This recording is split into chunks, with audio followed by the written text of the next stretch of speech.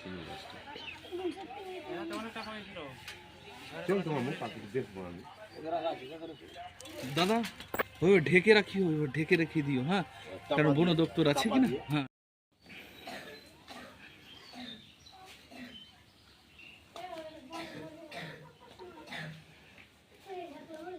ওটা তো হয়ে যাবে, দম দিতে মরে যাবে।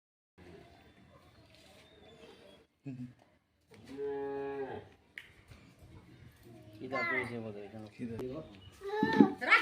না না না, রাখবো না, রাখবো না।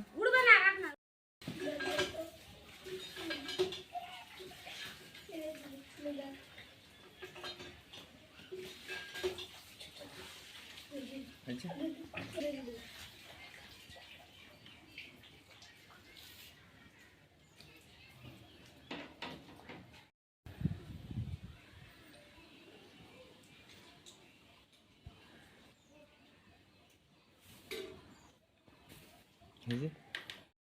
রেমাল ঝড় হয়েছে তো গত পরশু সোমবারের দিন।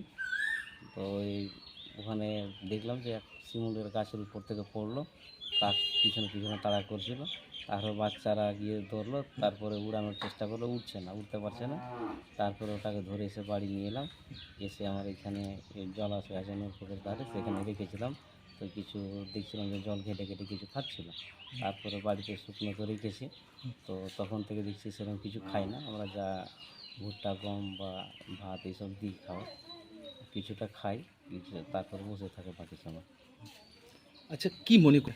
এটা আমার যা মনে হচ্ছে, বিভিন্ন কিছু দেখলাম ঘেঁটে এই নেটে, তো মনে হচ্ছে যে এটা আইবিসের কোনো একটা প্রজাতি হতে পারে। আচ্ছা, অ্যাকচুয়ালি কী পাখিটা জানি না, আইবিসের মতোই মনে হচ্ছে। কি করবেন এখন এই পাখি? পাখি কী করবো, বন দপ্তরকে বলবো যাতে এসে উদ্ধার করে নিয়ে যায়, আমরা তার কিছু করতে পারবো না, সেরকম সেবার জন্য কিছু তো খাচ্ছে না। আর কী প্রজাতি কী খাবার খায় সেটাও তো আমরা জানি না, তাই আমরা যা পারছি দিচ্ছি। বন দপ্তরের যারা বিশেষজ্ঞরা আছে তারা নিশ্চয়ই দেখবেন যে কী খাবার খায় না খায়, সেই হিসাবে খাবার দেবে, চিকিৎসা করবে, এটুকুই চাইছি। কি কি দেখলেন বৈশিষ্ট্য পাখির মধ্যে? বৈশিষ্ট্য তো দেখে মনে হচ্ছে যে বিরল প্রজাতির কোনো পাখি আছে, হুম। আর চঞ্চুটা মানে বড় আছে, মানে লং বিক কোনো আইবিস টাইপের কিছু আছে।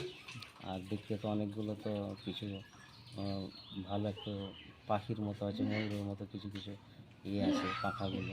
রং কীরকম দেখলেন?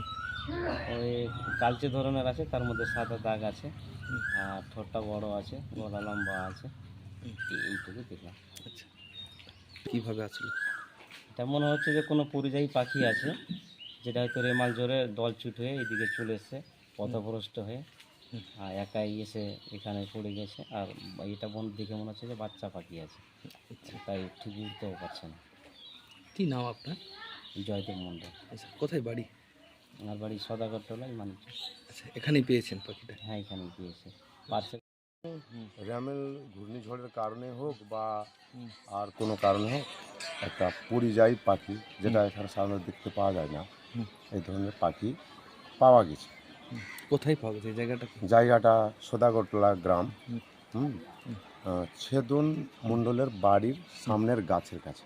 আচ্ছা, পড়ে গিয়েছিল গাছ থেকে? হ্যাঁ, গাছ মানে গাছের গোড়ায়, মানে পোড়া অবস্থায় দেখতে পাওয়া গেছে। আচ্ছা, শিমুলের গাছের গোড়ায় পোড়া অবস্থায় দেখতে পাওয়া গেছে। কি মনে করছেন কোন পাখি হতে পারে?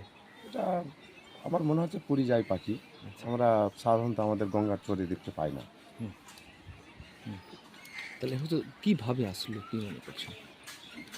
হতে পারে ওই দিনটা তো ঘূর্ণিঝড় আসছিল, দমকা হাওয়া বইছিল, সে দমকা হাওয়ার কারণে হয়তো পড়ে যেতে পারে, বা গাছে হয়তো ধাক্কা খেয়ে গেছে, বা দলছুট হয়ে গেছে, এইভাবে আসতে পারে। কোথায় রেখেছেন এখন পাখিটাকে?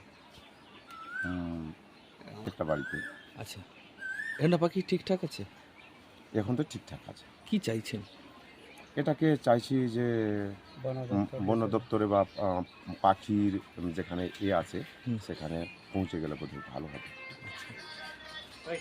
ওসব ঠিকঠাক খাওয়া দাওয়া করছে না, ওর তো জল খাবারের দরকার আছে, সেগুলো হয়তো ভয়ে বা আর কোনো কারণে হয়তো গ্রহণও করছে। ওর কি খাবার আছে আপনারা কি জানেন? সেটা বলতে পারছি না। আচ্ছা, তাহলে কি চাইছেন, বন দপ্তর নিয়ে গেলে ভালো হবে? ভালো হবে, একটা লাইফ সেফটি হয়ে যাবে। কি নাম আপনার? আমার নাম গৌতম মণ্ডল, বাড়ি? বাড়ি সদাগোটলা। আচ্ছা।